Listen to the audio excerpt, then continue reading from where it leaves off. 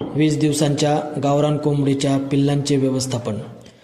गावरान कोंबडीच्या 20 दिवसांच्या पिल्लांची योग्य वाढ आणि आरोग्य टिकवण्यासाठी खालील गोष्टी महत्त्वाच्या आहेत. आहार, निवारा, लसीकरण आणि आरोग्य. यापैकी आहाराबद्दल आपण प्रथम माहिती पाहूया. पिल्लांना प्रथिनांनी युक्त स्टार्टर फीड देणे सुरू ठेवा. त्यांना 24 तास स्वच्छ पाणी उपलब्ध करून द्या. दुसरं, निवारा अर्थात ब्रूडिंग. या वयात पिल्लांना ब्रूडरमधून काढून मोठ्या जागेत म्हणजेच जाळीवर किंवा बुशावर ठेवावे. याला हार्डनिंग म्हणतात. त्यांना आवश्यक उष्णता देणे सुरू ठेवा आणि जागा स्वच्छ व कोरडी ठेवा. त्यानंतर लसीकरण. यामध्ये साधारणपणे 14 ते 15 दिवसांपर्यंत गंबोरा IBD लस दिलेली असावी. आता 25 ते 30 दिवसांच्या दरम्यान लिव्हर टॉनिक देण्याची तयारी ठेवा.